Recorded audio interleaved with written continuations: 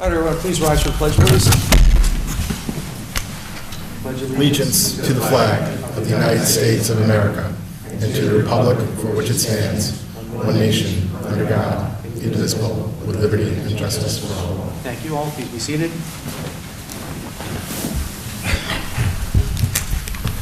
Councilmember Daniele. Present. Councilmember Ispan. Here. Supervisor Alvar. Here. Councilmember Foreman. Here. Councilmember Rye. Here. Okay. Just got one item for special consideration for the rec center for a budget modification. I'll present it as a motion. Can I have a second? Is there three? Are there three, I Supervisor? apologize. Is that a motion for all three, or? Yeah, I believe there's three. There's three? Okay. So just a motion to accept one. I want to make sure they're there. She just got it just now. Yep, there's three of them here. Yes. So make a motion to accept all three? Second. All in favor? Aye.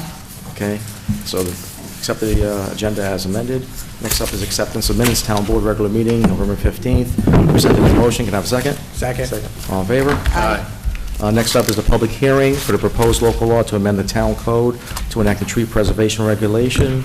I'll make a motion to open the public hearing, can I have a second? Second. All in favor? Aye. Okay, now we're having a public hearing for a tree law. Anybody wishing to speak about the tree law? This is your time to do it. Mr. Cantor, you can go first.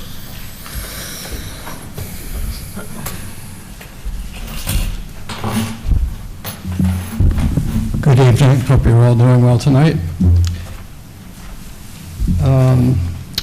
I'm John Cantor, resident of the town of Fishkill, and also, by the way, chair of the town of Fishkill Planning Board.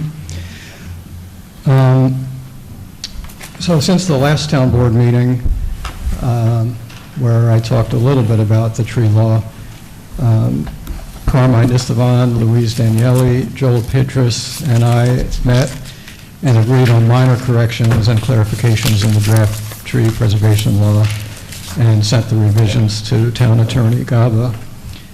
And the revised draft law is in the town board packets dated November 30th, 2023. I had made some comments at the last meeting that the new tree law preservation regs are consistent with the recently adopted comprehensive plan update, and that the overall purpose of the new law is to prevent indiscriminate destruction of trees while protecting the rights of residents and property owners to maintain and improve their properties. The new law provides specific standards and requirements regarding tree removal and preservation, in particular for developers appearing before the planning board, which is kind of new. We don't really have very specific requirements for that until this new law is adopted. So the proposed law combines tree removal, tree preservation, and commercial timber harvesting into one new chapter of the town code.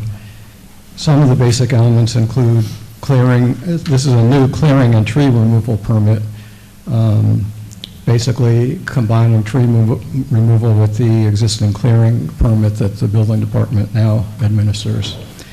And that permit would be required if tree cutting meets certain thresholds.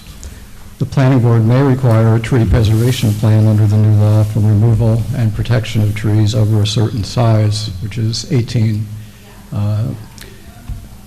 inches diameter at breast height. And that would be for site plans and subdivisions that are before the planning board. For applications not before the planning board, the town building inspector, zoning administrator will be the point person to administer and enforce the law. There's a new tree felling exception which clarifies the planning board procedure to allow seasonal removal of trees, recognizing protection of Indiana bat habitats. That will be at the sole discretion of the planning board, and only if specific requirements are met by the applicant. The proposed law continues most of the existing provisions in the current Chapter 140 code for timber, commercial timber harvesting operations. And it includes enforcement provisions and penalties for non-compliance with the new regulations. So basically, the bottom line is I strongly support the proposed tree preservation law and believe that the new regulations will greatly enhance the environment for the town of Fishkill and for its residents. Could the law do more? Sure. Of course, laws go through a lot of revisions as we're developing them, as this one did. But I believe the proposal strikes a fair and reasonable balance and adds specific requirements for tree preservation that developers will now be subject to. So I appreciate all the time everybody put into it, and I think it's going to be a good law. Thanks. Thank you, sir. Mr. Cantor?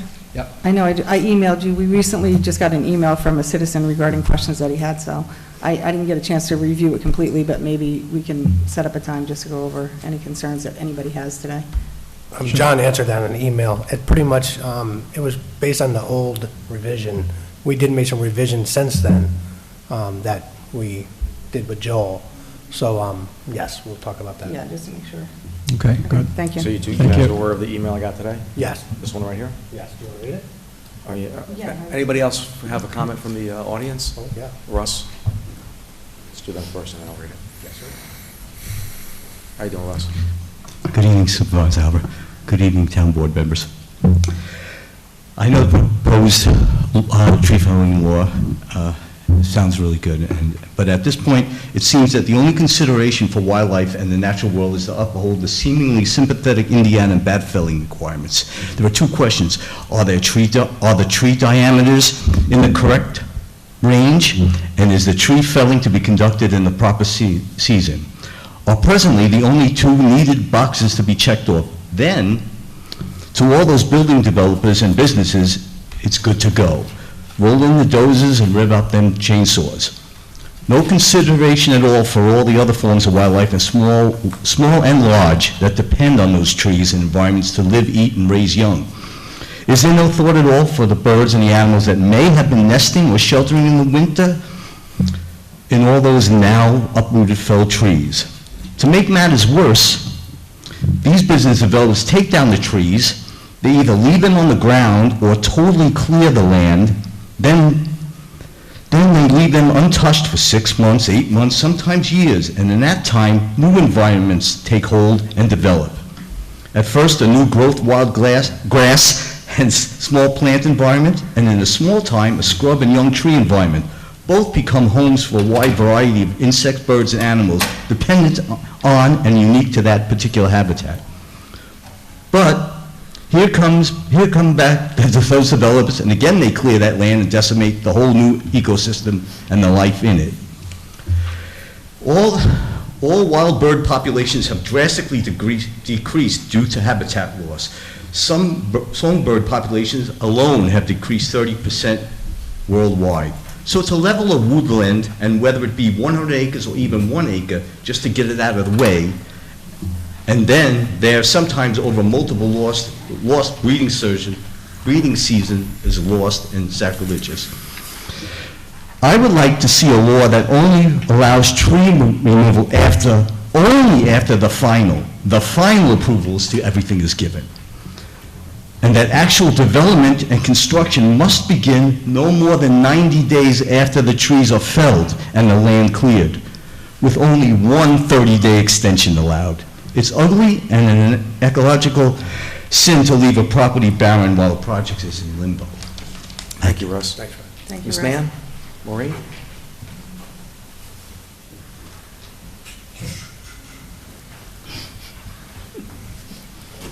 Fred, I think Maureen was up first.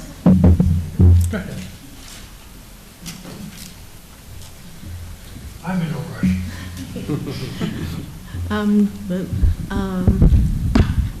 Okay.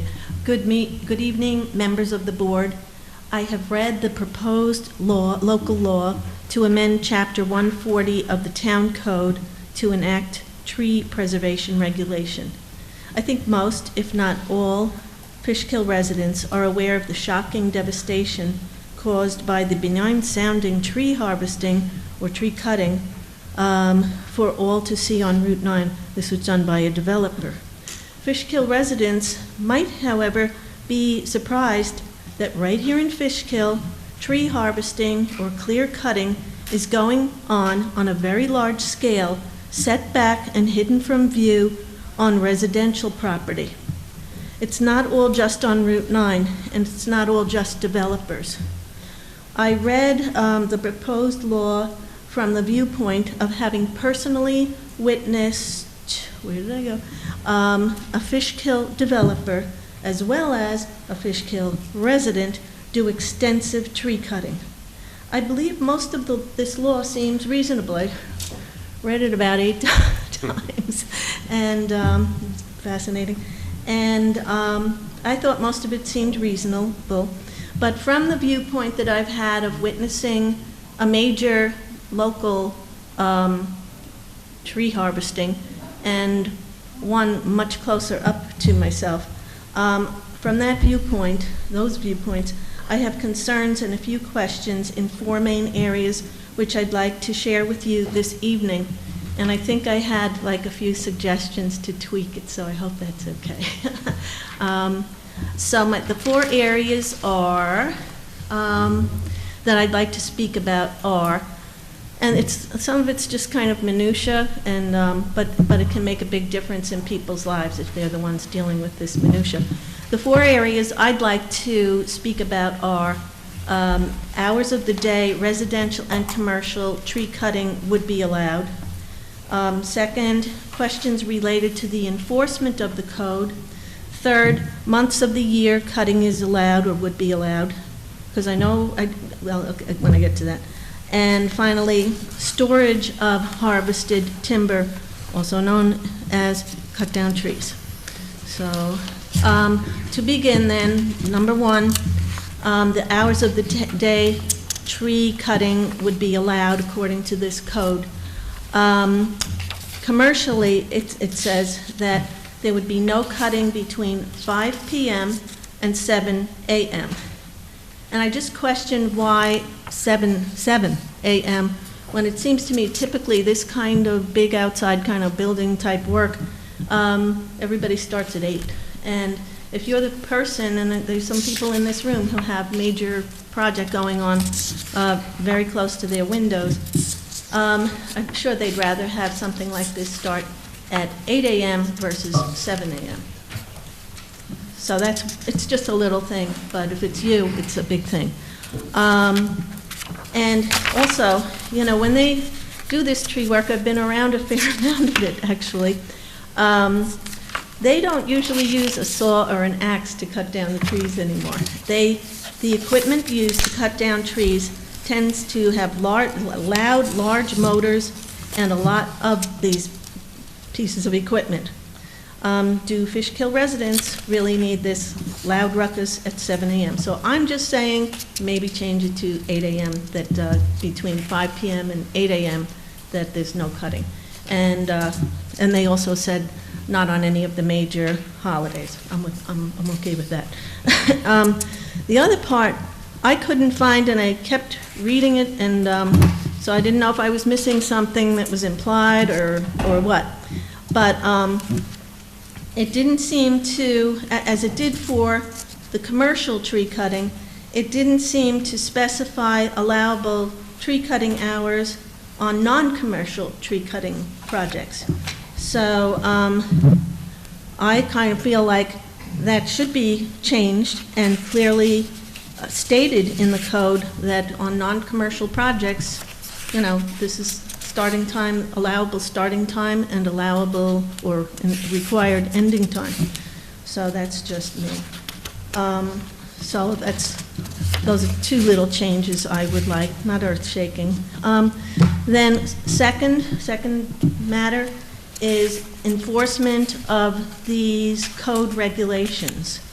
So it states in the code, the new code, maybe, that the town board would designate an approving authority to administer and enforce this chapter. Okay. And then it says a few different people that it could be, a licensed certified arborist, the town building inspector or zoning administrator, who's one person. Is that also the same person who's the MS4 stormwater water person? No, okay. And the town highway superintendent. So would it be, will there be one person who's? Yeah. Well, Maureen, when did you print that? How long ago did you print that copy? That's an old version. That's an old version. Yeah, we Yeah. made some changes from there. Okay, Sorry. so what are the changes then? Superintendent has nothing to do with it. So it's really basically Okay, the, okay. zoning. It took me a little time to like caught on to that on the side, so Yeah. that's my Yeah. apology. It's sort of like, all right, okay, fine. So it would be then the building inspector, zoning administrator would be the man? Okay, Yes. okay. All right, so here's another question related to, and thank you. So another question related to enforcement, just like a mundane type thing.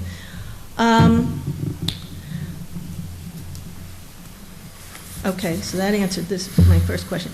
Then, my question is, when there is a violation in progress, or some kind of problem, or some kind of question, and we need to contact the administrator, the approving administrator, how do we residents, or possibly like commercial people, businesses, how do we contact this person, the approving administrator, to enforce this?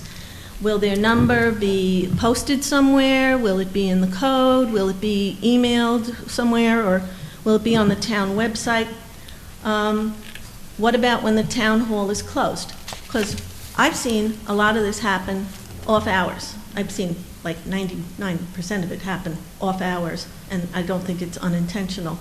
And the police can't do anything because it's a, civil matter, not a criminal matter.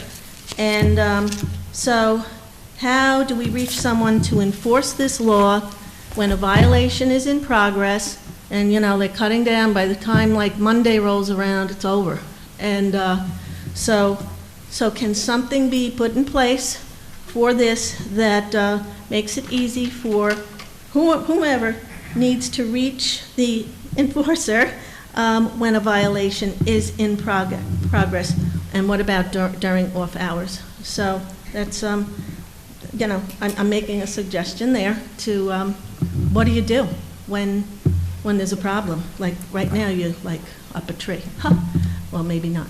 And so then another question I have,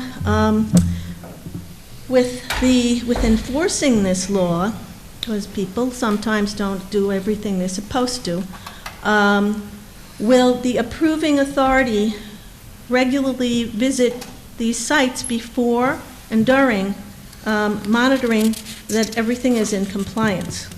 Will the person who's enforcing this law keep and file written and photographic records before and during the tree clearing? So, I don't know. I haven't seen that happen. So, question number 4. It kind of sounded like, it's going to be kind of carefully watched on commercial jobs. I wasn't so sure, like trying to discern this from reading this. Will the enforcing official be monitoring these regulations also on residential timber harvesting? And I'm not talking about you cut one little tree down or something. Some of these are quite extensive.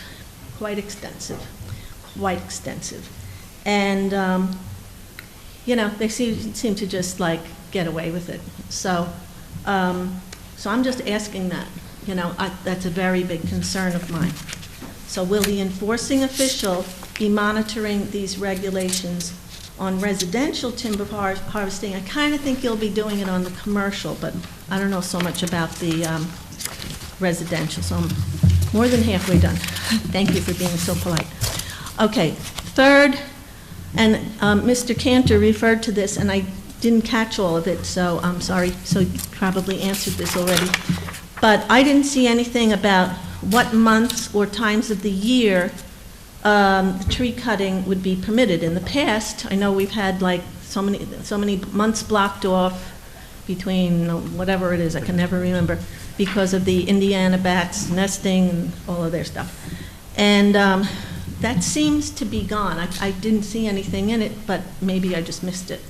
So are there going to be cutoff dates when there is no timber harvesting allowed?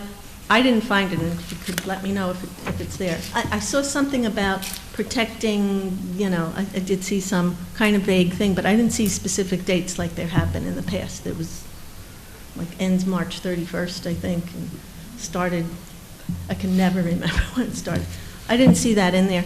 I'd like to see that laid out in there. I think that would be helpful to people. I'm almost done with all my improvements, and so there. All right, last one, home stretch. Okay, this one is probably, well, they're all pretty important, but this is one of the more important of the four. I noticed a big problem in this law regarding storage of harvested timber. And I'm trying not to read too much. I read it over right before I came to try to delete the most boring part. It says in the current proposal that when someone is making an application for a permit to do commercial timber harvesting, there's a spot where they have to tell the intended location of storage piles. So they cut all this down. Where are they going to put it once it's down? Maybe they're making a road, or not necessarily building a house or cabin or whatever with it. So they have all these trees they've cut out of the way, and what are you going to do with them now? So where are you going to store them? But that was in the commercial harvesting, timber harvesting regulations. When I looked back and back and back, kept looking, I'm missing it. It doesn't say anything about on residential properties or non-commercial properties, after you did all this cutting, where are you going to put the wood? You cleared the space you wanted. So I would like it to, I'm suggesting to add something about that with non-commercial projects, properties, that for a general permit, you also have to say where you're going to put the felled timber, how you're going to store it. Are you getting it out of there? Are you putting it in a shed? Are you stacking it? Or are you just dumping it in a great big pile? So it's really a big deal, especially if you are looking at the great big pile with a second one in progress. So I guess I would love to see something added on to this about where the felled timber, whether it's on a commercial or non-commercial project, what you're going to do with it once it's down. If you are going to leave it on the property and store it, how long? For a few years? In perpetuity? Are you going to stack it neatly? Are you going to put it right in somebody's view of their windows from their house? And it's also a big problem because it says somewhere else in it, on the general permit application, it does not require the applicant to say where they'll store. They're allowed, if you have 10 acres or more, you're allowed to cut 50 trees per year. And I couldn't really make it clear if it was the one that's like 4.5 feet high and the diameter is 18 inches across. That's a pretty big tree. Does it mean 50 of those plus all the other smaller stuff around? Or does it just mean any 50 trees? So I wasn't sure what that meant, but either way, it's a lot of wood. So I think this is a serious weakness right now in this law that, I think it would be great if you went back and added something in about storing the wood, how you're going to store it, for how long. Otherwise, you have this enormous pile. And it's kind of unsafe because it harbors all kinds of pests, rodents, termites, and predators. And I believe it's a fire hazard as well.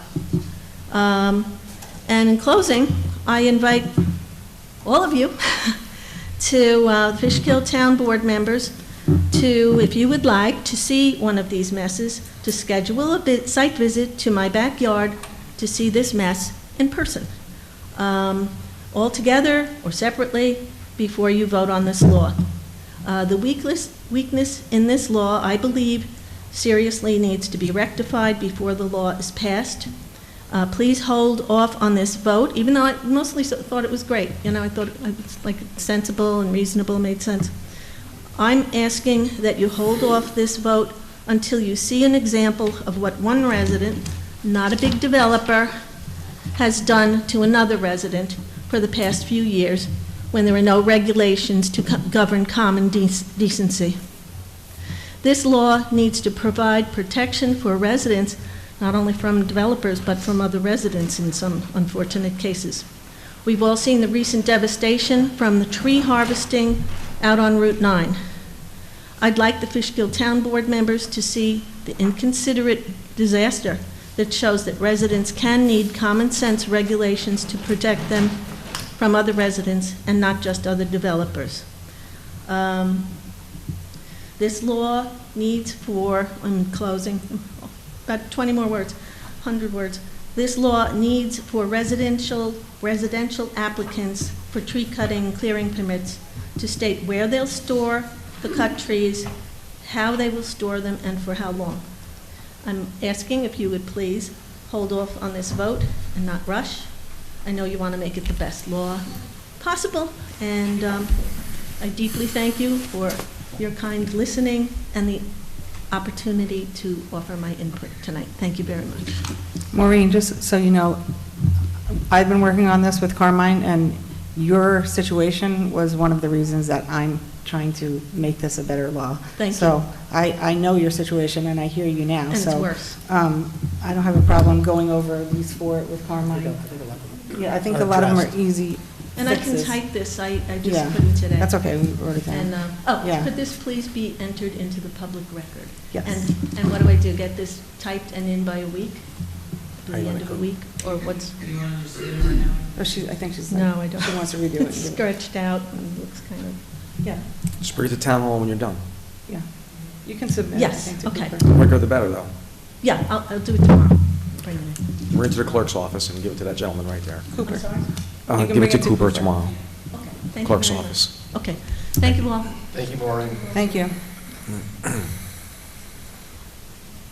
Mr. Cantor? We're sticking up behind you again. There you go, you're free. You're free. I'm in favor of Fred Cantor, the other Cantor, with a C.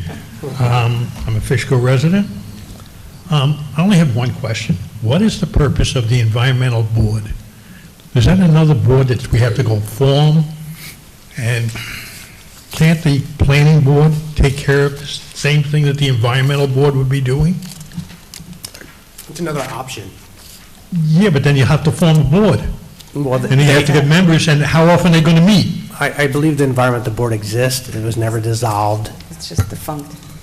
The environmental board still exists, but it just kind of defunct. Well, I was just trying to think how often they're going to meet, you know, There is no board. There's no board now. I know, that's what I'm saying. Carmine and I used to be on it, so, back in the day. And why was it dissolved?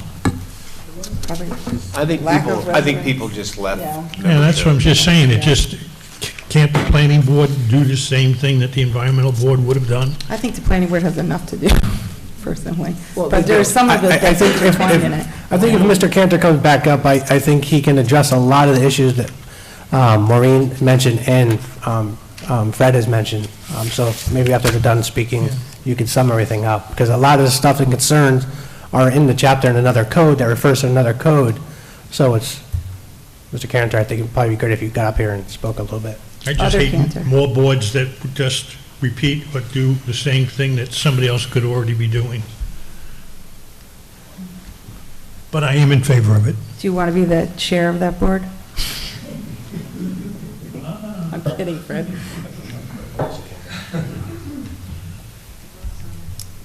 Mr. Cantor, For the Planning Board Chair, would you like to follow up on those questions? Well, you want to see if anyone else wants to speak? Anybody else? I don't want to take other people's time. Sir? No other takers?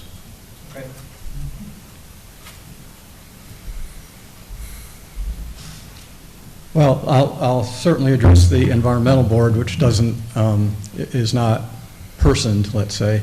But the fact is, it is still in the town code, and as long as it's in the code, and as long as there's a possibility that it will come back into active existence, it's good to have that board in this new law as an advisory board, because the planning board will still be the primary board responsible for overseeing the tree removal and preservation in subdivisions and site plans that come before the planning board.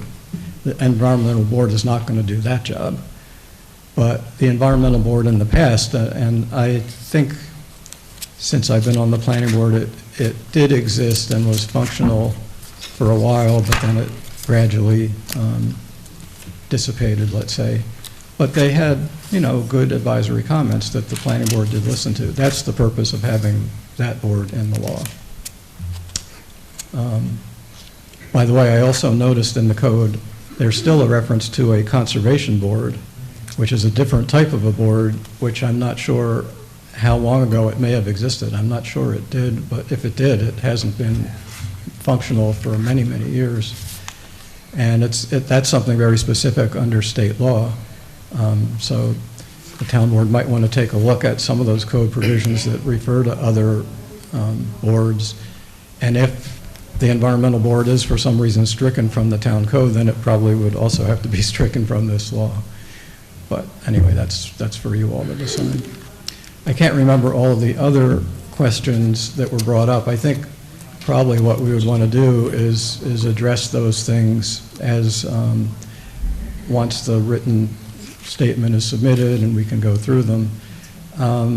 For location and storage of trees in residential removals, I think there are provisions under conditions of the permit that address it, maybe not in as detailed a way as the speaker would like to see. So that's probably something we could look at. Okay. Yes, and why some of the hours of when trees can be cut is because it probably follows our noise ordinance, probably to some certain extent. Right, I think that's correct. And also, we actually took the current law we have, which is quite extensive, how much trees somebody can cut. If you saw the law, or really read the law that we have in place right now, it goes by, it's probably equal to probably 150 trees right now somebody can cut without having a permit. So we try to make it very tighter. Yeah, it's a lot of trees right now, our code. So, yeah, that's something that I just thought of, is there is an actual definition of tree, in quotes, in the definition section of this new law, and it defines... I think it's 2-inch caliper or larger. Yeah, let's see what it says. A living woody plant with an erect perennial trunk of 6 inches or more DBH with a definitely formed crown of foliage and a total height of at least 13 feet from the ground. So that's the definition of tree that this, the permit would be addressing on those different So size 6-inch properties. caliper is about that big. Yeah. And then the other question on the seasonal restrictions on cutting, that comes from the New York State Department of Environmental Conservation, and the state has specific date requirements if the property has been identified as potentially Indiana bat habitat that have to be followed. So those would be followed. We don't have to put every single state law in our own code. When those come to the planning board, though, for consideration, we know what those dates are, and we put those into our resolutions of approval. All right, good, thank you. Anybody else like to speak? Any board members like to speak about it? Please. I think I'll wait for Maureen's questions in writing and also review Mr. Beiser's questions and meet maybe with Mr. Cantor again, just to wrap it up and see if we can make any minor changes. Yeah. Since we made amendments, we have to keep the public hearing open until the 20th. So it gives us some time, us four together, to look at some of the concerns tonight. We'll get in writing, and we'll try to get some of the things in there or clarify exactly what the residents have concerns about. No, I'm glad you touched on the environmental board thing, because I read that and thought, that's still around, so On paper. it's good. All right. So I'll just make a motion to carry the public hearing to the 20th. Present that as a motion. Can I have a second? Second. Carmine, all in favor? Aye. Aye. All right, before we move, Cooper, you got that? And can you add a discussion item for the next meeting? Enforcement of laws outside of hours and weekends? Figure that out. This is not the only issue that's out there that we need to figure out how there can be some enforcement. All right? That's a good one. Yeah. All right, so we got next up, introduction of new employees. Raise your hand if you get an employee today. Two, we'll start with you first. Just tell us who you are and what position you're taking. Hello, good evening. My name is Jacob Rosenberg, and I applied for the Fishkill Recreation Basketball Coaches and Scorekeeper position. I'm a senior at John Jay High School, and I've played sports since I was 5 years old. I grew up in Fishkill, and I moved to East Fishkill when I was 9 years old. I played for the town of Fishkill Little League and Fishkill Rec Winter Summer Basketball Leagues. I now play for the East Fishkill Basketball League, and I was a varsity football player. I am interested in this position because I love sports and I love working with kids. I think this would be good fit for me because I'm looking to go into college in the fall and look to study physical education, so I can combine my two passions, sports and working with kids. Thank you. Thank you. Thank you. Thank you. Excellent.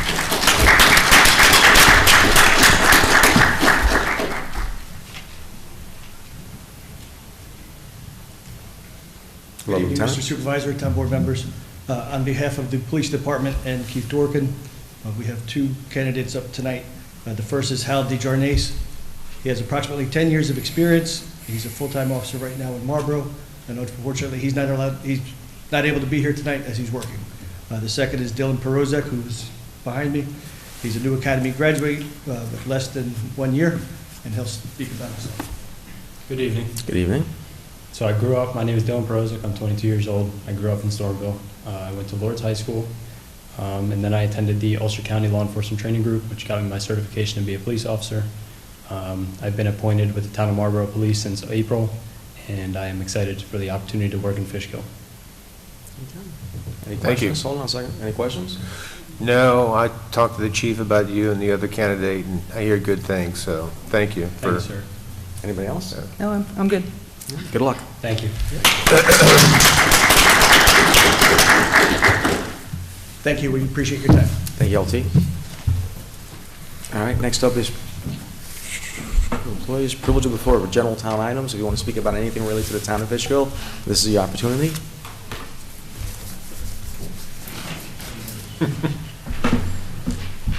Hello. My name is, last name Civitelli, you can call me Civi.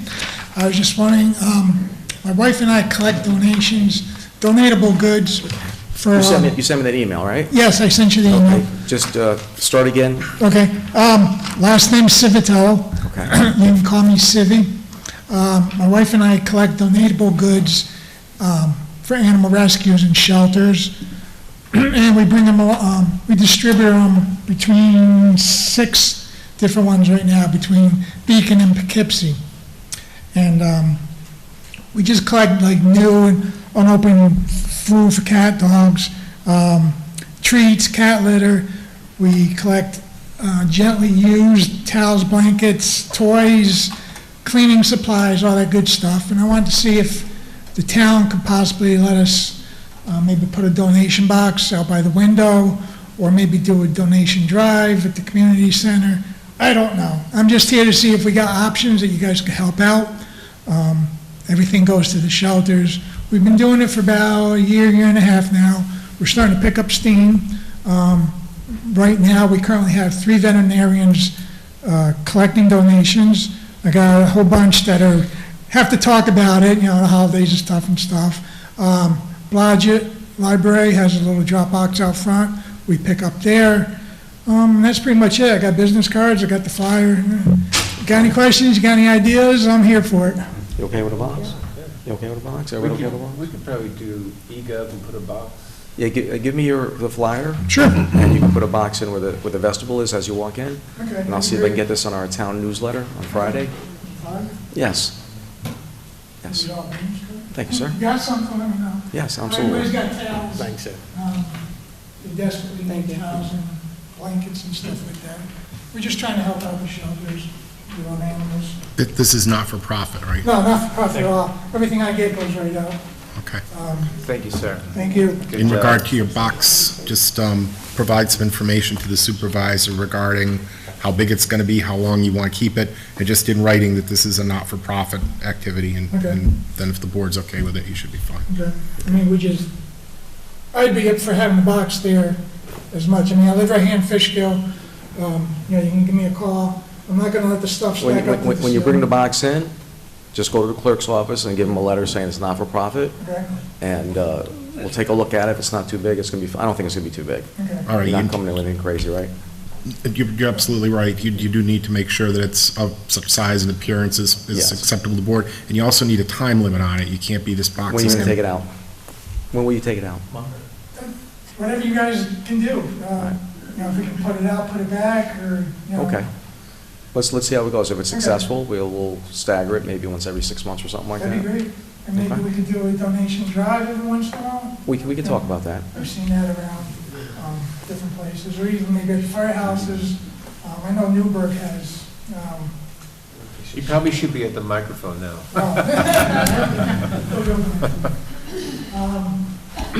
Yeah, I didn't know if we could do like a donation drive for a week or two. I've seen that. I know there's the ambulance across the river on 9W. I always see them doing it a couple of times a year.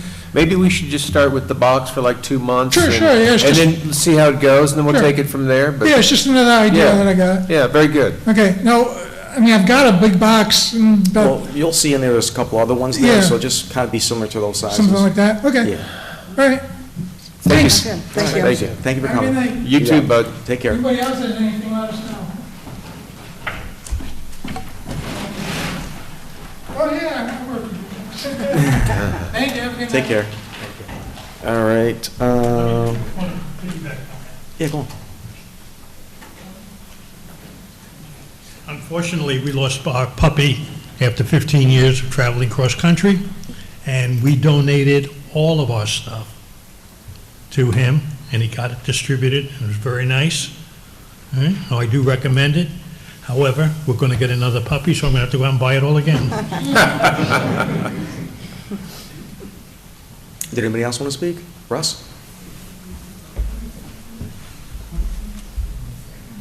Go on, Russ.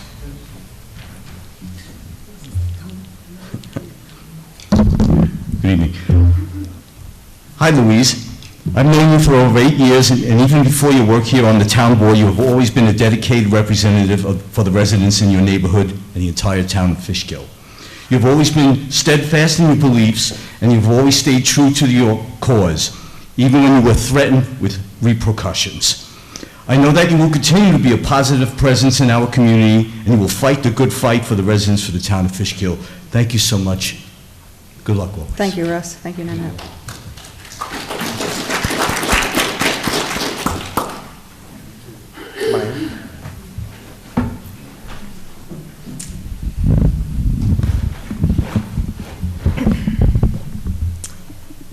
I could go on about how fantastic you are, how much your perseverance and commitment to advocate for your constituents is respected and appreciated around town. I couldn't wait till the 20th in case there was a snowstorm or something. I wanted to make sure to be able to get up here and say something.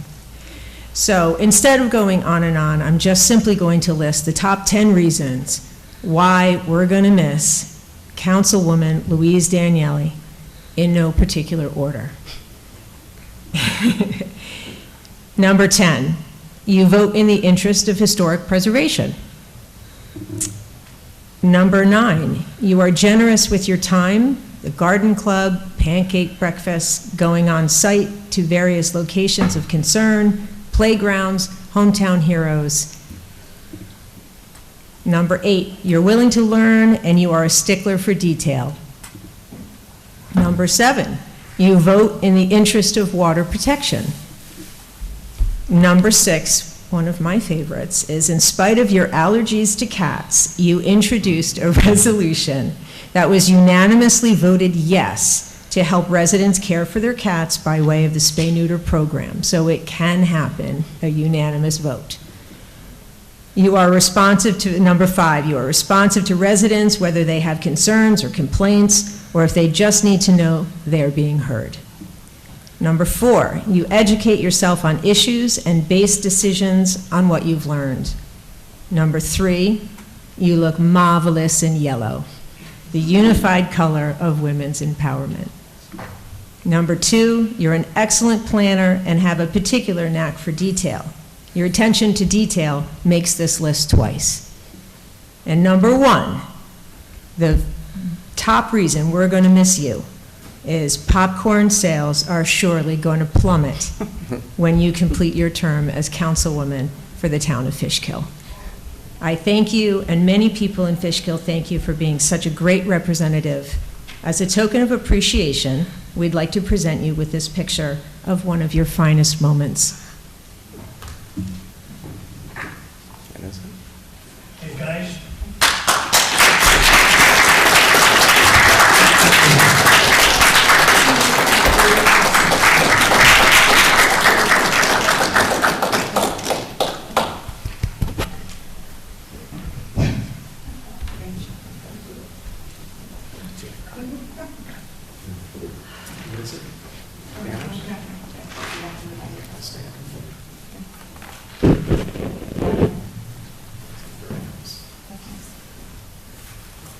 Thank you. That means a lot to me. Thank you. Great job, ladies. That's very nice of you. Anybody else want to speak? Kenya?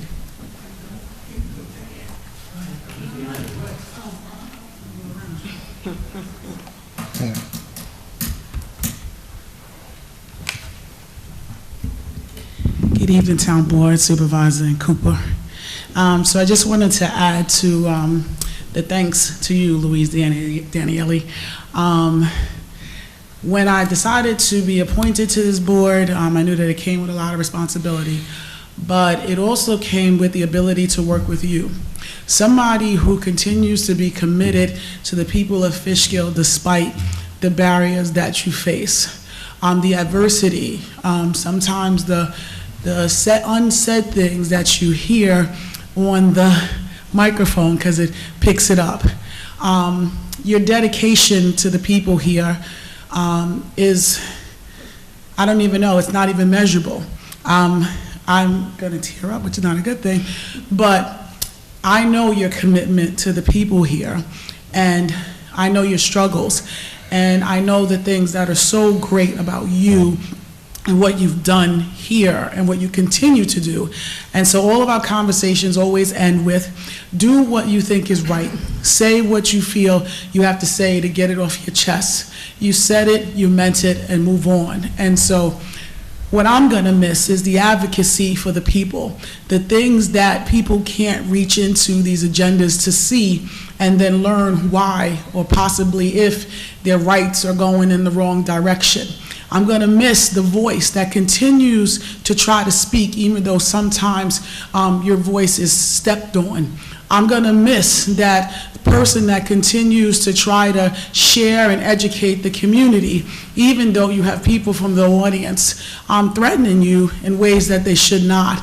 And so all I can say is that Fishkill is going to be losing a great person sitting on this board, but they will then gain a person who continues to do the work in the community. And so for those people who say negative things about you, they should look in the mirror and see if they have the guts to get up here and do what you have done for the past 4 years and the many, many years I think you and Ozzy have spent I don't know, your 20 years right before the board, right? So the many years you spent before you got to sit here educating yourselves on the issues that happen here in Fishkill. This job is not light.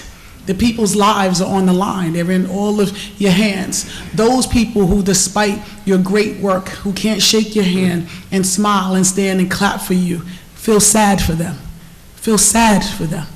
Because when their day and their time comes, there may not be a thank you, but you will get thank you from all those emails, all the people that stop you, all the people that are begging you not to leave. You understand me? So you know what I'm talking about. So I just want to say thank you. Bernard is not going to get up here because he can't, but he represents women. He knows he has a strong wife as a woman, and so he represents you. You're like, the stronger part of me, and so we say thank you for all your hard work. Stay strong and be proud of everything that you did here, because you've accomplished every single thing and more. Thank you. Thank you, Kenya. Thank you, Bernard, too.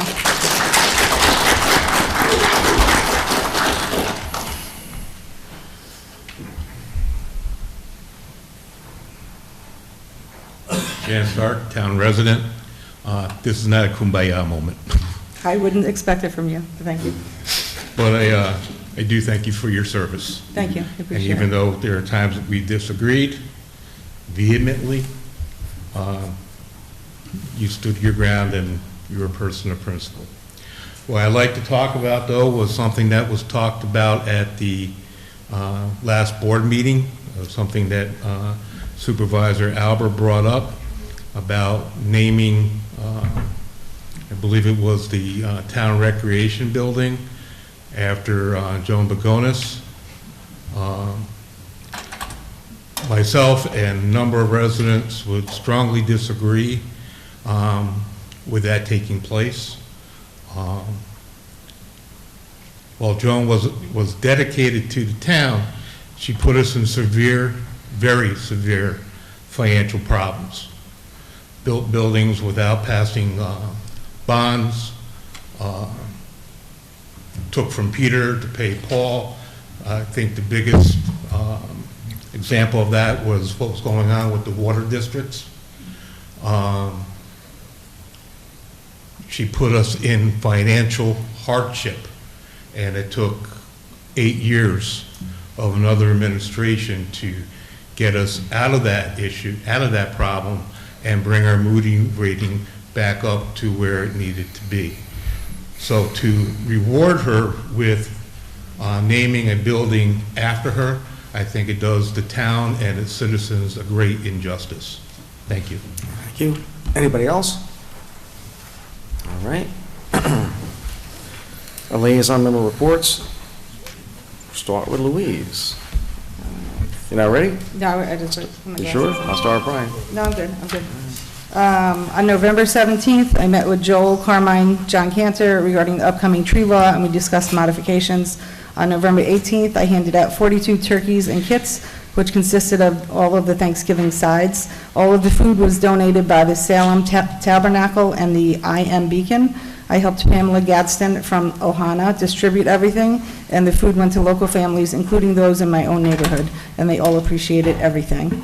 On November 20th, I met again with Carmine, Joel, and John to finalize our revisions for the tree law. On November 20th, later that evening, I attended a Village of Fishkill trustee meeting to advise they have created a law that changes the term of their next trustees, who would run for 3 years. Currently, their terms are 2 years, and the law that they changed makes it so the next 2 trustees will run for 3 years, and after that, the following people running, which will be the mayor and 2 other trustees, will run for 4 years. And then after that, it will stay as 4 years. On November 27th, 28th, and the 30th, I worked with Lee's Trees and Angel from the Buildings and Grounds to take down all of the hometown banners for the winter. Thank you to Angel, who I enjoyed getting to know and appreciate his work ethic. I leave the banners in good hands with Angel understanding the process I had in place. And thank you to Carmine for organizing everything. Also, thank you to Sergeant Todd Cara with the State Police for assigning Trooper John DeRusso, Trooper Roy Cincanelli, and Trooper Jason Farney. They all kept us safe by escorting us as we took the banners down. I can always count on the State Police for their assistance. December 1st, I attended the Putnam Chorale concert at St. Joachim's Church in Beacon with Anne LaVoy, and we heard beautiful holiday songs, including a solo that Garden Club Kathy Gambino, who was the president there, sang, so that was a very nice night. On December 4th, I attended another Village of Fishkill trustee meeting. I'd like to congratulate Danielle Hughes, who was appointed to the Village Planning Board after a spot opened up with the resignation of Maureen Nutrella. I give Danielle a lot of credit for stepping forward to participate in the government process. For those who don't know, she is the resident that lives in the little house that will be engulfed if the project goes through with a very large 3-story apartment building. The village needs more diverse views as well as transparency. I believe she will bring both to the board. I hope that this is the beginning of a future political pathway for herself. The trustees also spoke about creating a law for special uses for permitting brew pubs, taverns, and a combination of tasting rooms, but not commercial breweries. You need to be sure to follow future meetings for more information. On December 5th, I attended the Rec Center Seniors Craft event hosted by the Verplank Garden Club members, specifically myself. Myself, Isabel, and Kenya. The seniors all enjoyed their mason candy jar with decorated lids. A report from Mary Ann with the Rec Center. Last Wednesday, they went to the Brownstone for a holiday event. They were entertained by the Jersey Dreamers and had a delicious lunch. Their holiday party lunch is scheduled for December 14th. The seats are all full, and they have no room for any walk-ins. Their packets for the trips and party will be available for pickup after the New Year, and if you're not attending the holiday. This Friday is the Rec Center's Winter Wonderland from 5 p.m. to 8 p.m. Fun for all of the kids in grades K through 6. It's free admission. This time it will be held inside instead of a drive-through with special visit from Santa and Mrs. Claus. Jay gave me a late update, but I just wanted to give some of the things that he has on here. So for that, for the Winter Wonderland, he's requesting that people come at a suggested time. In the past, they actually were giving out specific time slots. So this, he's saying, if your last name begins with A through M, that you come from 5 p.m. to 6:30 p.m. If your last name begins with N through Z, that you come between 6:15 and 8 p.m. to stagger the amount of people that will be there, because I think it's going to be packed, because they have a lot of fun things for the kids to do. They had a Thanksgiving art class on Wednesday, November 22nd. And they also are announcing the Toys for Tots, that the Fishkill Police Department is collecting toys to donate to families in need. There's a Toys for Tots donation box in the lobby of the police station and the recreation center. They have a Christmas paint night on December 14th, Little Rascals holiday party on December 21st. Crime scene investigator camp will be during Christmas break, December 28th and 27th and 28th. And of course, Pickleball 101. We'll be hosting another pickleball class designed to teach beginners how to play, and that's about it. Everything else can be found on the website if you have any questions about signing up or the dates or times. Thank you. Reggie Louise, comment? It's very tough having her go first. Good evening, everybody. A couple updates. The Fishkill Food Pantry will be having their food drive at BJ's between 9 and 4 this Saturday, and the radio station will be there, so if anybody can help for the Fishkill Food Pantry, please stop by. Any electeds too, I'll stop by and I'll be helping for a couple hours. We've been talking about a lot of things, a lot of upgrades, and I feel like a broken record at every meeting that I talk about all the stuff we're doing coming up for building the grounds and the highway. We're going to be putting the railings in next week over at the Rec Center. We've been waiting for that for some time, but just a quick synopsis. We'll be investing over $1.2 million in our buildings and grounds and our parks next year. And also about $800,000 or more in road improvements. So we got a lot of good things happening in our parks, and I'm going to do some progression photos as we do certain projects, especially the rec roof. We had a meeting with the vendor. We're going to start that first week of April, tentative date to be done end of June, hopefully June 15th, and we're going to be fixing the roof up at the rec center with an overlay. Something else we need to pick out. We need to pick out the color of the roof. Right. So something we need to talk about.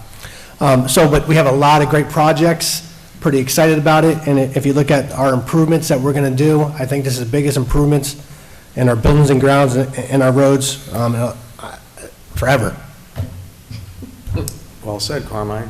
Councilman Foreman. Yes. Why? All right. Good evening, everyone. And I'd just like to start off with saying Happy Hanukkah to those who are so celebrate. That's going to be tomorrow. I picked up the Southern Dutchess News today, and I was happy to see robotics take center stage at John Jay. And I couldn't help but think about when I invited John Jay to come here, along with Dr. Jordan at Dutchess Community.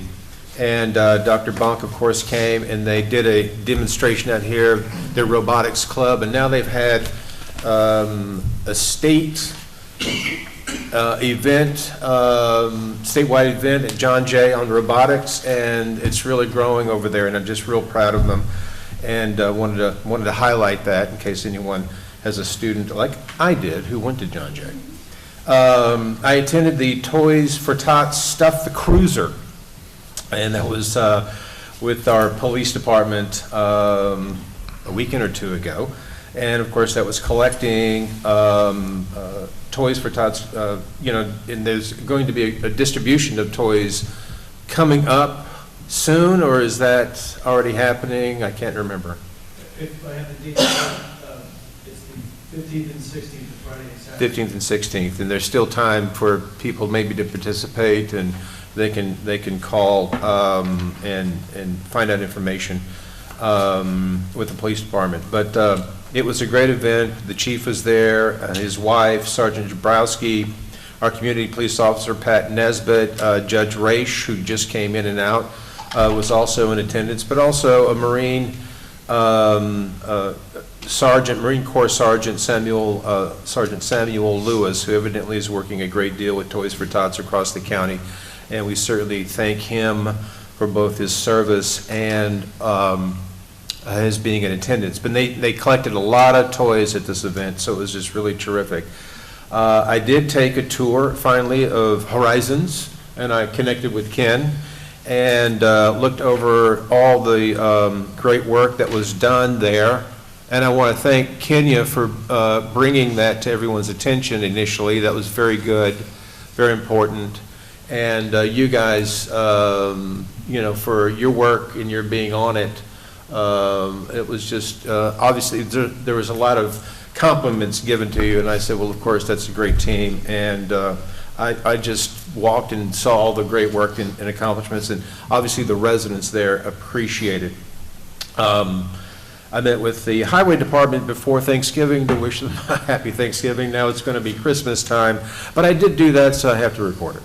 I met with Chief Dworkin and talked about, as I did a presentation on the expanded Neighborhood Watch program, and we will be getting together in January and exploring the app, and then first quarter, hopefully putting something together and then coming to Highway and seeing how we can roll that out.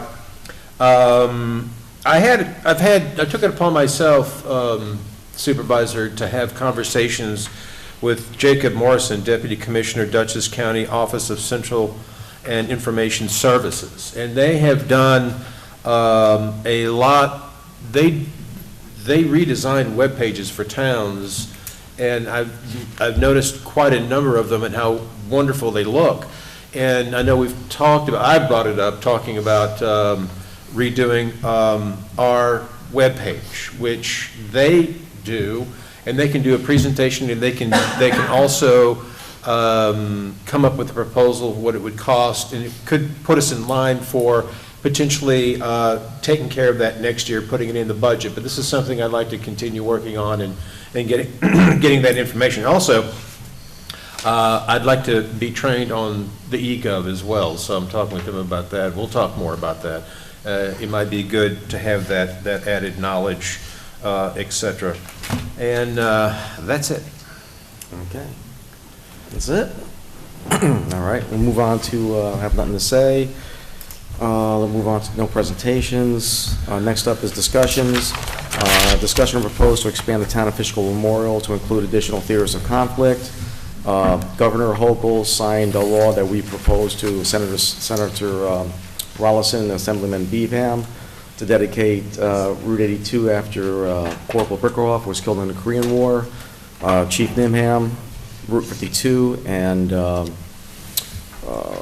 9 after Elijah Briggs, who earned the Congressional Medal of Honor. We had a fourth one, Route 9D, but that was already taken, and that was for a Spanish-American War Fishkill veteran, Sidney Schofield, who was killed in combat.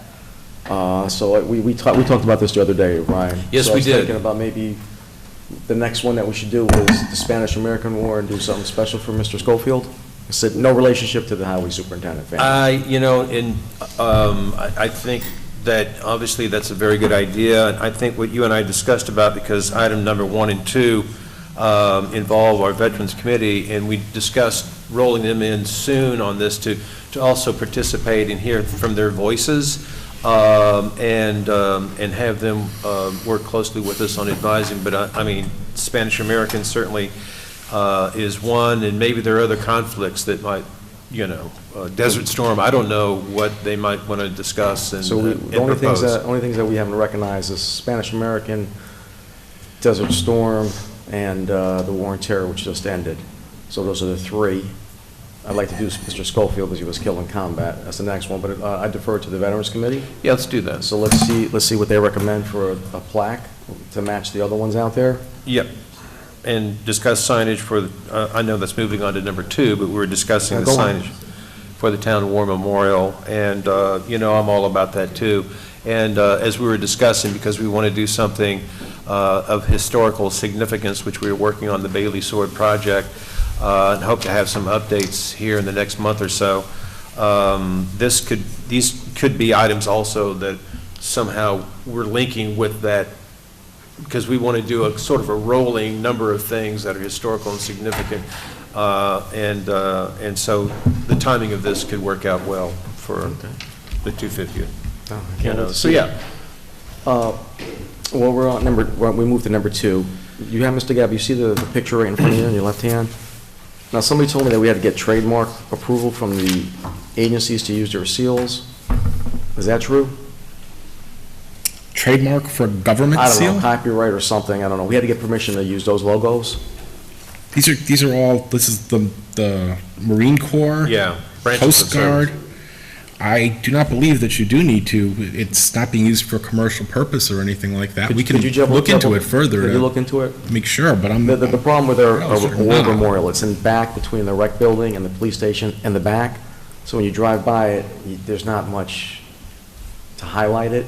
And this was something that was considered before, didn't get enough traction. And we were told at the time that we may not be able to do it because we would have to get approvals to use the seals.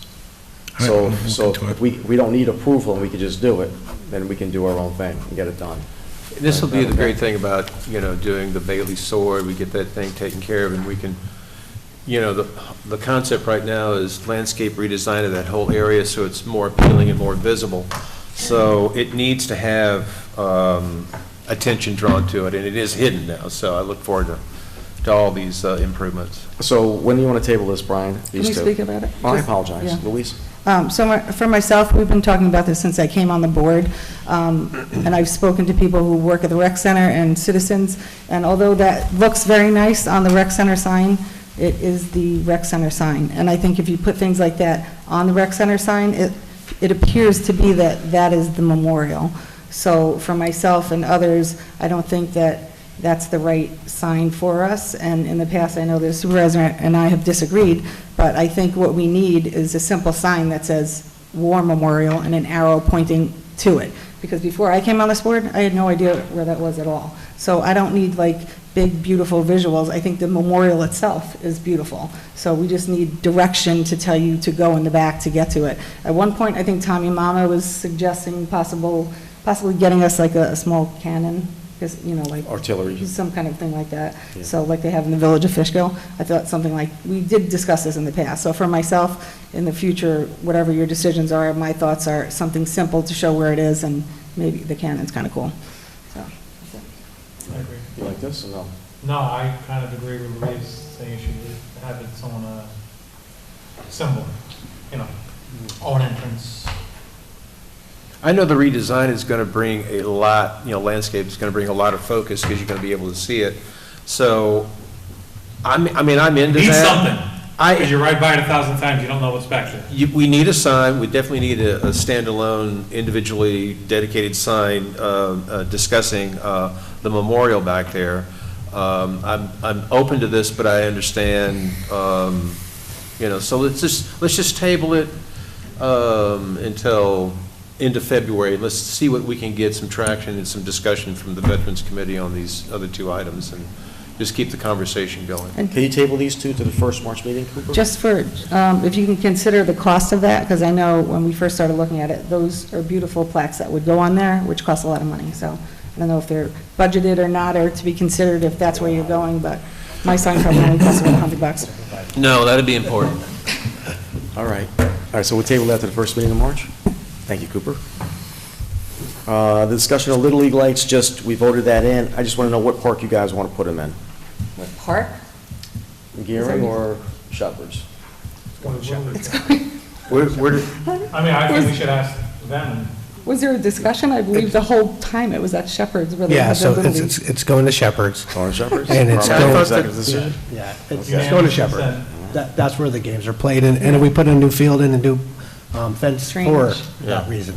Got to have the lights on the fence. You got it. All right, there you go. Yeah. Shepherd, you get the first one. Next up, discussion of proposed local law film and video. That's yours, Brian? Yes, hold on a second.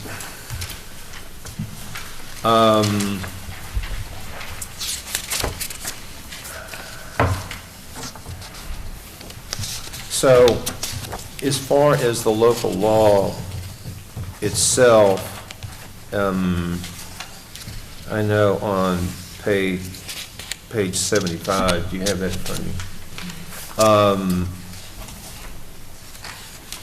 you? We need to have in here that, somehow an application to shoot needs to happen 30 days in advance of when they would like to shoot.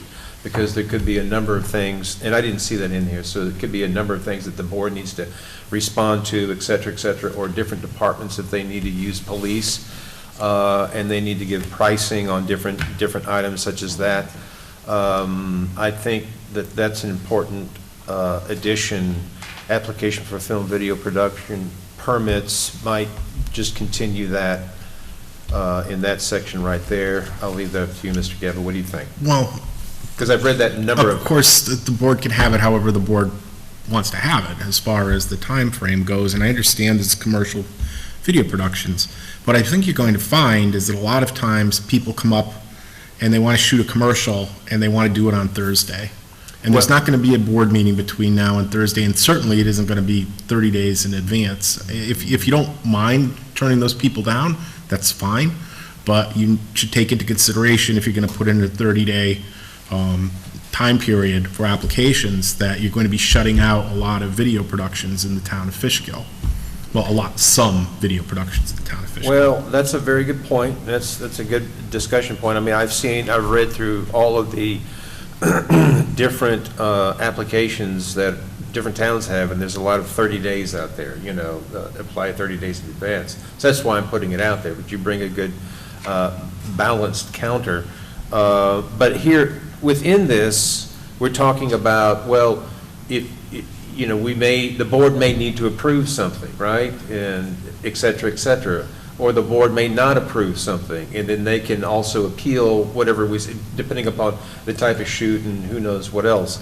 So it just seemed to me that a 30-day advance, If that's what the board wants, of course, you can make that if that's what you want. I'm just pointing out a number of the municipalities that I represent are moving away even from having the boards approve film permits. They let the clerk do it, assuming that there's a checklist of things that can be met. Okay. Because they want to encourage video productions in their municipalities.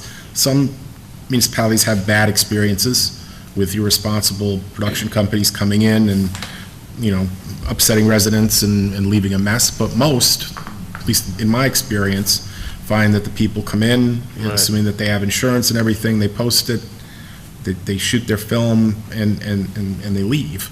And the more simplified you can make it, the better off you are. But again, that's not a universal experience. Some municipalities do prefer to have a more formal process. If that's what Fishkill wants, you can, but, these are things to consider. I was actually called by someone with the Film Commission who said, we need a road, we'd like to have a road in Fishkill, double stripe that, small, et cetera, and we need to block it off, and we'd like to shoot, potentially, they were scouting in the region. They like to shoot in this area, and they like to shoot around Fishkill because of all the hotels, which is a real interesting point. And they like to stay in our hotels. There's a lot of productions that stay in our hotels because of the access, et cetera, to transportation, highways, et cetera. Anyway, so maybe that's something that I need to have further discussion with some of those guys and see what they think. I was thinking as far as D, between 6 and 12 midnight. Now, we talked about tree work not starting until 8. I'm wondering if in a film property, where was I looking? There's, for instance, if it's a high-density area, residential area, do we want to allow them to start shooting at 6 a.m.? Would that be a disturbance? Should it be more, instead of 6 a.m. to 12 midnight, should it be, 6 a.m. to 12 midnight? Or if it's a high-density neighborhood, only 7 to 10, might be a good alternative right there. And that seems to mesh with number 3 on the next page. Properties located in residential zoning districts, adequate provision, 7 to 10 might be a good thing to do.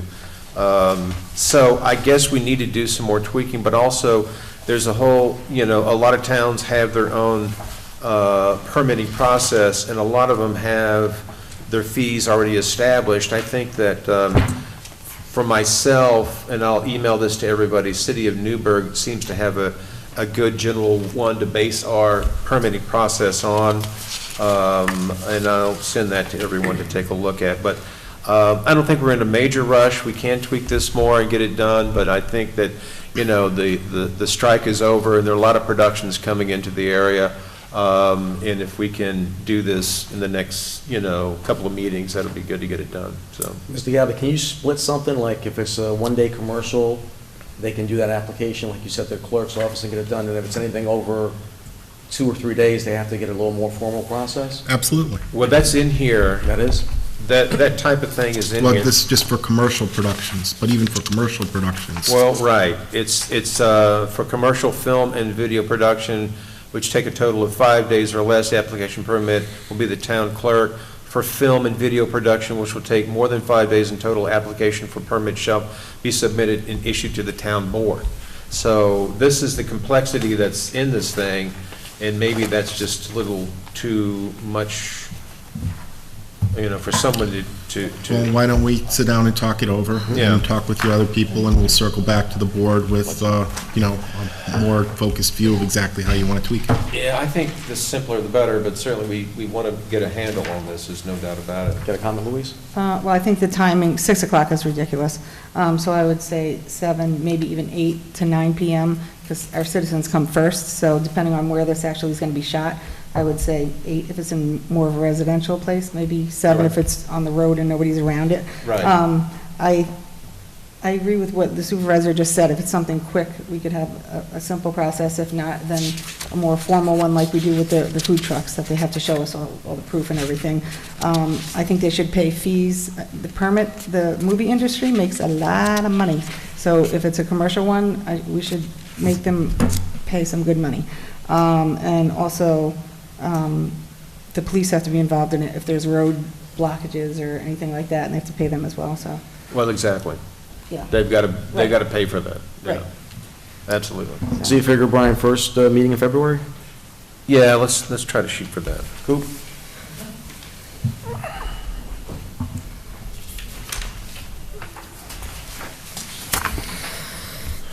All right, next up is discussion of plowing service between the town of Fishkill and the Fishkill Historical Society. We discussed that a lot last time. I'm good with it. Any comments? I'm not good, but that's good. Everybody's good with that? Not me. Number 6, discussion of resolution to establish standard workday for employees. That's a standard thing we do every year. Everybody okay with it? Good. Yep. Next up, discussion of resolution to appoint the new police officers. Everybody okay with that?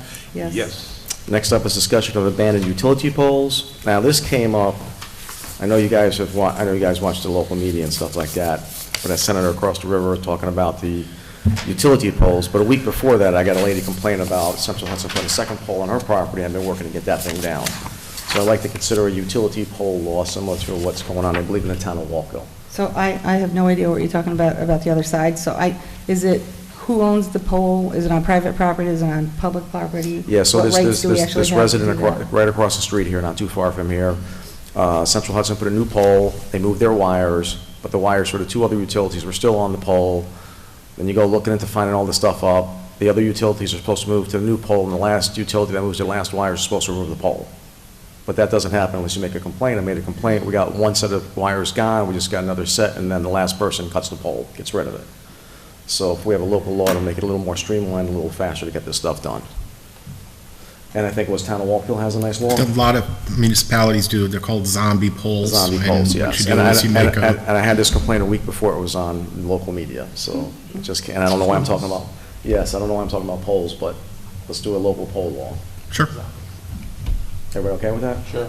So, Mr., yeah, the Second meeting in January, Second first meeting meeting in February. Poll, discussion, polls. Add this to the second meeting of January. Next up, number 9, discussion of resolution recognizing IBT Local 456 for representation of certain highway department employees. I'm okay with that. Anybody have any other questions? Nope. Carmine? Wait, good, Carmine. I just want to thank Roger and Lewis coming today. And just when we do the resolution, I just want to add one job title that was missing from it was auto mechanic, and there's one wording that I want to change in the resolution when we get to the resolution. Just remind me when I get to it. Everybody else okay? Sure. Okay. Next, number 10, discussion of budget modification of the 2022 general fund adopted budget from the supervisor expenditures. Any questions on that? No. These are for all of the plaques, is that Yep. what these are for? Yep. So are they all merged into one resolution? Yeah, everything's merged into one. It's just, I hope I got enough time to get this stuff done. So if not, I'm going to make some proclamations. I'll figure something out by the 20th. Okay, well, I feel fine about all of them except for the one that I was not in agreement with, Okay. the dedication one. Number 11, discussion of placing signage in the town hall building. I talked about this for years, and the clerk talked about it, and we got Carmine's ear. You guys okay with it making some signage in the town hall building to direct the citizens exactly where to go? I think it would be very helpful. Yeah. People are always asking, where is Dick's office? I don't know yet. Yeah, I think it's a good idea. So, do I have to do a resolution for something like this? Yeah. It's a modification of town hall, you absolutely do. Modification of town hall? Well, you tell them what the sign's gonna look like, where they're gonna go. The Oh, I board have will no approve. idea. Got some housekeeping to do. There's Let's table that to the second meeting of January, and then maybe we can have the new highway superintendent or the buildings and ground specialist come in and recommend something to be done. Sound good, Carmine? Brandon's on it? All right, we'll have Brandon give us a presentation. Carmen, I can help you with that too, because it's part of what I did with buildings, it's internal signage, so. Okay. So assign Brandon to work with him. Sound good? All right. So what meeting did I say? 17th, okay. Thank you. Next up is to appoint Jacob as the scorekeeper coach. Everybody okay with that? Yes. Yep. Number 13, discussion of resolution and petition the state to reduce the speed limit on the section of Route 9 toward the Putnam border. Mr. Gavin, you've been working on this pretty hard. I see, did you leave already?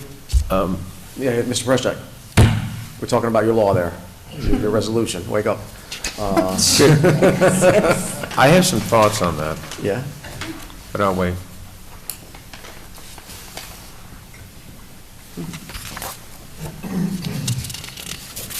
How are you today? I'm fine. Good to see you.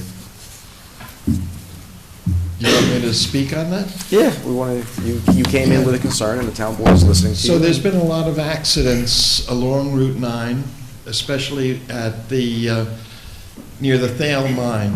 It's, since I was a kid, it is known as Dead Man's Curve. And it's proving itself to be just exactly that. So there's perhaps 4 different new businesses that have come into that commercial area. And it's going to be a disaster unless that stretch of road is lowered from 55 miles per hour to 45, which is pretty much the norm for Dutchess County. Okay. So, All right, thank you very much. Just letting you know the town board is listening to you. And Mr. Gallo, what's the process now? Process is that if the board adopts the resolution, we secure a certified copy of it from the clerk. There's a DOT form that has to be submitted to, along with the resolution, to the county highway department. County highway department then reviews it and hopefully signs off on it, and sends it up to New York State DOT. If New York State DOT is interested in it, New York State DOT will do a traffic study of the section of highway at issue and make a determination as to whether or not to grant the request to lower the speed limit. We have a little problem with this application in that we don't have a specific mile marker. We've tried to designate the section as best we can. When we submit it to the county, we'll see if they can help us more closely identify exactly the stretch of highway that's at issue. I'm sure that'll work itself out one way or the other. You understand, of course, that New York State DOT is under no obligation to do anything once they get the request. They could just turn it down and not even give you a reason, but you don't ask, you don't get. So yeah, we're willing we'll submit to. this. I think it's important for the safety of the citizens. We just had another accident there in front of NTC Auto. Stopped traffic for like at least an hour. It's a 2-lane road too. You know, where north of the Dutchess Mall, there's 6 lanes coming down, 45 miles an hour, and then all of a sudden you get near Dutchess Mall, and it's reduced 1 lane and speed up. I drive that all the time, and it's people, you know, haul to get in front of you, so they beat, you know, so they're in front of you because it's going to 2 lanes. And coming back, I know a lot of commuters going in that direction, and I was worried about a traffic study because I felt like, you know, there are a lot of commuters that might get aggravated with this, but if there's a traffic study that accompanies this, that, you know, something they sign off on it, it stands to reason. But that curve coming around, you need to slow down because it can be absolutely treacherous at 55. There's no doubt about it. And especially when those roads get slick out there, so. We have now was it Century, I forget the name of this place, Century Aggregate Mine, which is the old Montfort mine. They are in favor of the reduction in speed because they are having now their entrance and exit of their trucks right across from Carroll Lane. So all those trucks are going to be coming out at a slow speed, and then you have trucks coming out of, you know, coming down Route 9. Sure. People are totally impatient. And, they are. And it's not, it's, I get it. So I'm glad there's a traffic study that gives that data, but. And the citizens below in Putnam County are also very concerned about these things too, because they have to deal with all these speeding drivers. Oh, from that Gulf Station north, it's like the Indy 500, so, you know, I know. Cold Spring, actually, so. Yes, you know. So that's the town of Phillipstown? Yes. Would it help to get them on board to do a joint? Not for a stretch of road that's in Dutchess County. Oh, because it's no Dutchess. I believe they're already 45. I think it's Yes. 45 coming right up to the Putnam line, and then it switches to 55.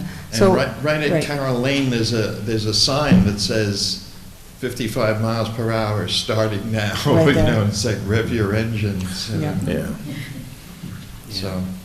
What's the end point that you're talking to? So you're talking about coming from the Putnam line and all the way up north to where? To in front of the Dutchess Mall? Kind of right near where the old Key Foods or the old ShopRite used to be. I don't know about that. So I need to like like you said, I'm sure there's a mile marker somewhere.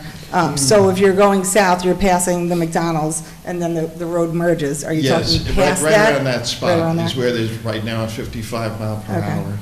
sign. So starting there and going to the Putnam County line. Yes, Madam. Because it goes from, in Dutchess, it's 45, and then it's 55, and then it's 45 again. I think that's what we have right there. So we have a gap at 55, right? Am I correct, or?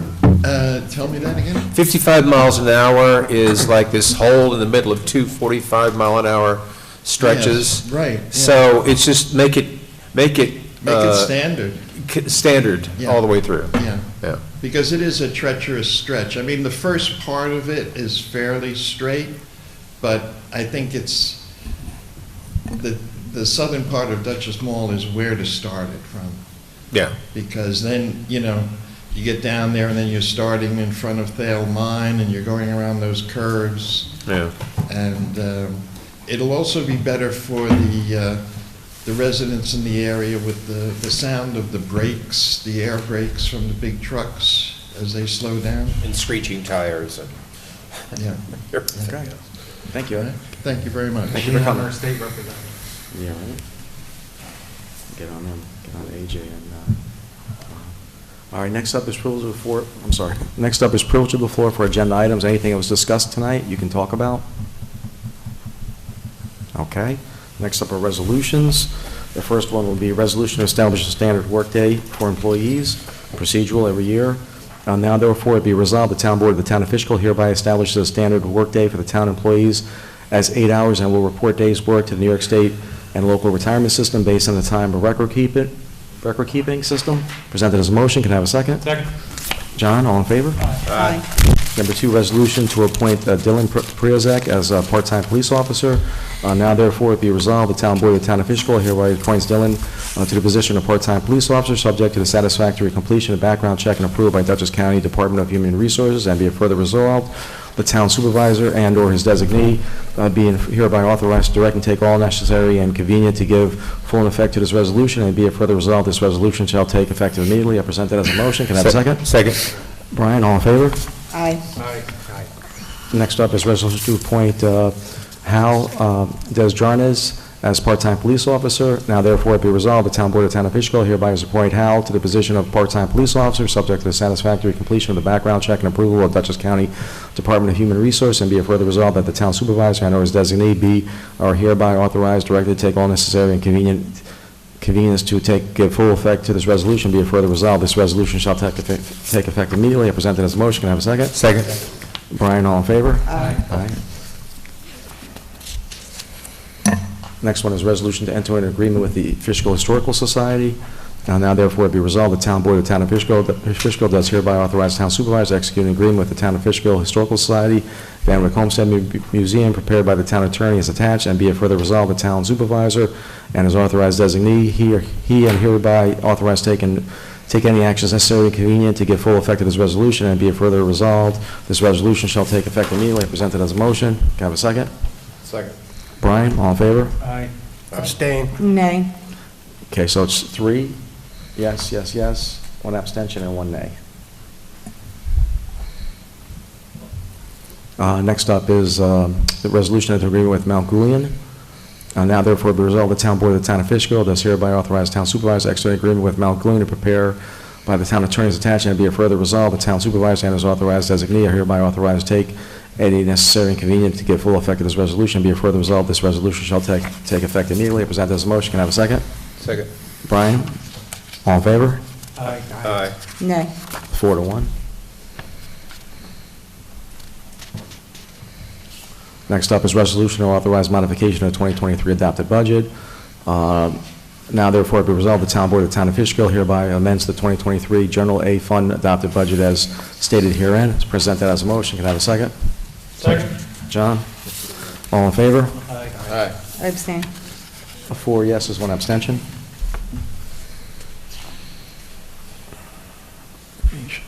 Next up, resolution to appoint Jacob as coach, scorekeeper, recreation. Now therefore resolved, the town board of the town of Fishkill hereby appoints Jacob as part-time coach, scorekeeper, recreation assistant effective December 7th or soon thereafter, practicable to the completion of background pre-employment screening as approved by Dutchess County Department of Human Resources, and be it further resolved that the town supervisor and his authorized designee be and are hereby authorized and directed to take all actions necessary and convenient to give full effect to this resolution, and be it further resolved that this resolution shall take effect immediately. Presented as a motion. Can I have a second? Second. Brian, all in favor? Aye.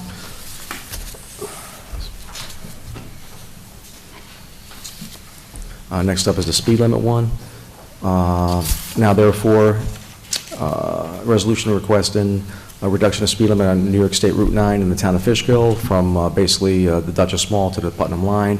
Now therefore, it be hereby resolved as follows. Number one, that the town board does hereby request the Dutchess County Superintendent of Highways to join the proposed reduction of the speed limit on New York State Route 9 as stated above. And number two, that the town board does hereby authorize and direct the town clerk to send a certified copy of this resolution along with applicable New York State Department of Transportation form for the speed limit reduction request by the Dutchess County Superintendent of Highways. I'll present that as a motion. Can I have a second? Second. John, all in favor? Aye. Next up is a resolution recognizing IBT Local 456 for representation of certain highway department personnel. Now, you wanted to amend this, Carmine? Yes, under the resolution, I want to add auto mechanic as one of the other positions for the union. Okay. And for the wording, on the bottom it says including temporary and seasonal employees of the town. It should say including temporary and seasonal employees of the highway department. Where? Highway? Get rid of town, get rid of highway. Of the highway department. Yes. Or just put The way it in said- highway department after town if you prefer. Town highway department. Okay, ready to present the motion with these amendments? I'll present it, okay, seconded by John. Now I'm going to read it. Be resolved that the town, correction, be it resolved that the effective December 7th, 2023, the town board of the town of Fishkill hereby recognizes the International Brotherhood of Teamsters, Local 456, as the employee organization with the exclusive right to represent, for the purpose of collective negotiations and grievance representation, a unit comprised of those town employees of the highway department holding the titles of foreman / working supervisor, groundskeeper, head groundskeeper, laborer, maintenance worker, auto mechanic, and motor equipment operator, and excluding all other town employees, including temporary and seasonal employees of the highway department. I'll present that as a motion. Can I have a second? Second. All in favor? Aye. Aye. So we had 3 items of special consideration, but it's the same thing, right? Highway stuff? I mean, what is this, recreation stuff? Didn't we group them? I'll just read it real quick. Let's see, recreation. All right. The first one is resolution to authorize modification of 2023 Recreation Fund adopted budget for the Little Rascals. Now therefore be resolved that the town board of the town of Fishkill hereby amends the 2023 Recreation Fund adopted budgets as attached. Present that as a motion. Can I have a second? Second. John, all in favor? Aye. Next up is resolution to authorize modification of 2023 Recreation Fund adopted budget for celebrations. Now therefore be resolved, the town board of the town of Fishkill hereby amends the 2023 Recreation Fund adopted budget as attached. Present that as a motion. Can I have a second? Second. All in favor? Aye. Last one is resolution to authorize modification of the 2023 Recreation Fund adopted budget for youth basketball program. Now therefore it be resolved that the town board of the town of Fishkill hereby amends the 2023 Recreation Fund adopted budget by a total of $21,620 as attached as stated herein. I'll present that as a motion. Can I have a second? Second. All in favor? Aye. Okay. A new and old business, Louise? I'd like to make a motion to discuss maternity leave at the next meeting for December 20th. I know we've been working on it, and our HR person has something put together, so if we can put it on for a discussion. I don't know. I think there's a little conflict with that in the labor attorney regarding some wordage, so I don't know if it'll be ready by the 20th. I don't know if it was conflict or opinion, so I think if we can at least bring it up for a discussion to talk about it. Bring it, is it already on the agenda, is it already in the computer anywhere? Look at it tomorrow. You brought it up I last brought it up, time but we to never put it on. discuss it. To discuss it? Yeah, like that you wanted to bring it up to discuss it. So you want a discussion item? Yeah. I'll second. Okay. Um, Okay? mhm. All right.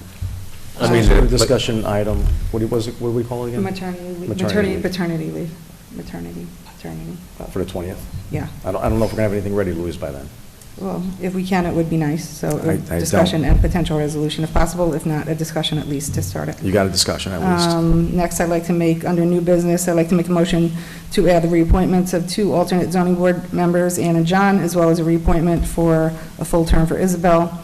I'm committed to seeing this through to our next meeting on December 20th. I've asked I've reached out to our zoning board attorney, Dave McCartney. He advised me regarding public officers law, there is no legal requirement for, that appointments be made before the end of the year, but if a municipality, if so desires to, it legally can do so. So I see no reason for us not to do that and to have it done by December 20th. So you need to make a motion and ask for a second. I'm making a motion to have those alternate positions and the full-term position put on for discussion and resolution for December 20th. Mr. Gaba, I would second that. Is it legal? Explain us why, or yes, it's not. Well, I've already opined on this. It's called a prospective appointment rule, and the town law says that the town board is empowered to fill vacancies. Implicit in that is that a vacancy must occur first. So ordinarily, you cannot appoint someone to a position that is not yet vacant. There is an exception to that rule. The exception is when all of the sitting members or the sitting officer who does the appointment will be in office on the date of the prospective appointment. So, if you had a sitting board that was all being returned in January, you could appoint to positions that have not yet opened. But you will not. You have a board that will have only So the exception doesn't apply? It's not. So that, as you are opining on it, I have asked our zoning board attorney, and he has a different opinion. So, yeah.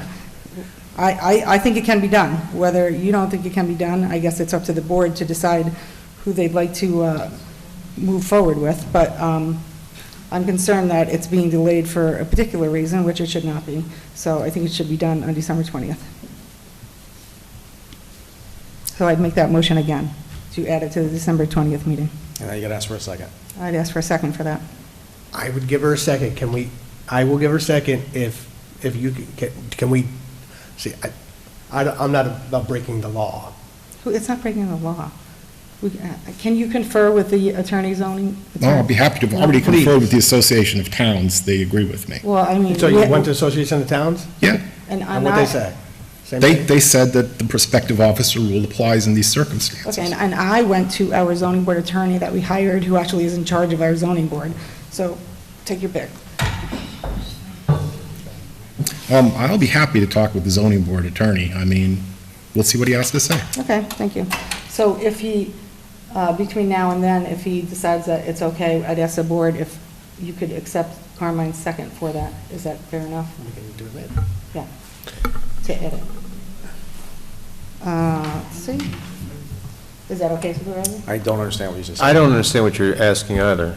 Oh, well, what I'm asking is that we put a motion on for December 20th to reappoint the two zoning board alternates, Ann and John, as well as reappointing Isabel for her full term.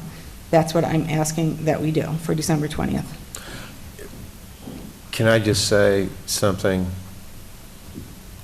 I don't think there's going to be a problem with these in January.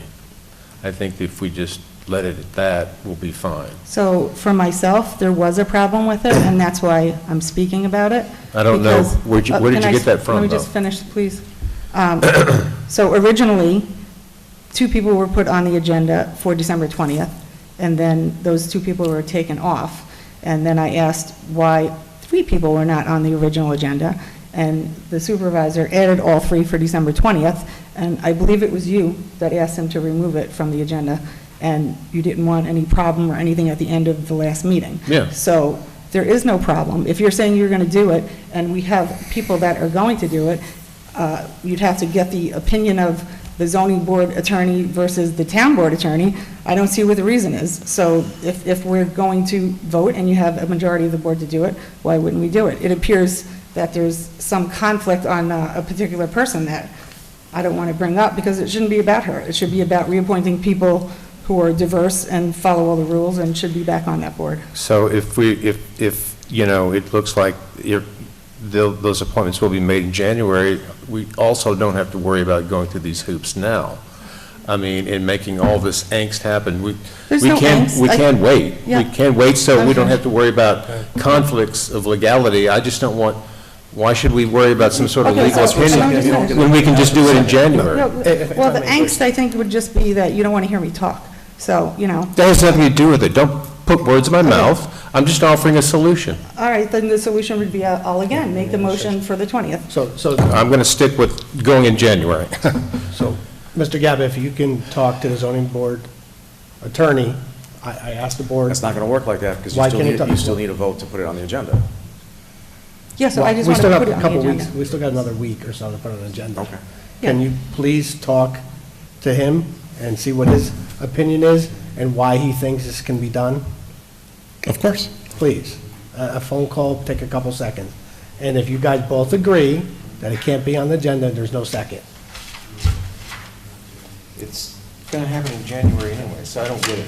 It's unnecessary angst. Well, it was unnecessary that only 2 people out of 3 were put on originally, so that's the I don't, unnecessary I think part. that was So- Becky doing something, and I was reading those emails, so I don't know what was going on. I think she actually wrote something that said, oops, I made a mistake, these should be on in January. I think I followed that email But trail. I think the oops was only for 2 people. It was not the third person, so. Well, you're I- looking into something. It's not going to I mean, there's no conflict. They're going to There be is a voted on. conflict, so, Any other you know. new or old Yeah, I have business? 2 more. I have one more. One more new business. I'd ask that we create a discussion for December 20th. We should discuss the ability of the zoning chairperson to continue in that role, as he has failed to take the proper training himself, and advise his board to do so until I question the reappointments and whether everybody was trained. It raises questions for his competency to represent our town properly, and creates a liability issue, and whether the vice chair should take over the position or not. So I'm asking to make a motion to discuss whether our zoning board chair should remain our zoning board chair for lack of training and proper notification to train his board. You need to make a motion. I just made that motion. I got to ask for a second. And I'm asking for a second for that. Well, what usually happens when people don't take the training for planning or zoning? Do they get a letter first to tell them they got to do the training? Yeah, that's true, but I got to tell you, if you want to discuss personnel, I'd suggest that the best thing for the board to do would be go into closed session, executive session, to discuss personnel. I don't think it's appropriate to discuss anyone in particular in open session like this. Thank you. What's your last one? I just asked to talk about that in executive session tonight. My last one is old business. It's the disclosure form law. I'd remind Councilmember Rye he needs to fill out his disclosure form. Hopefully, this will happen soon for transparency. Why? Because the people deserve it, as it builds trust to know the required information we agreed upon will actually be filled out when we pass the law for the board members to do that. This would include updating Councilmember Foreman's disclosure form as well with proper information that is not included on it. Thank you. Carmen, you got anything? John, you got anything? No. Brian, anything? I'm good. The next town board meeting is December 20th. We're going to go into executive session. We'll make no decisions to the public. It'll be under contracts and personnel matters. I'll make a motion to leave the regular session and go into executive session. Can I have a second? Second. Brian, all in favor? Aye. Thank you all for watching. Good night.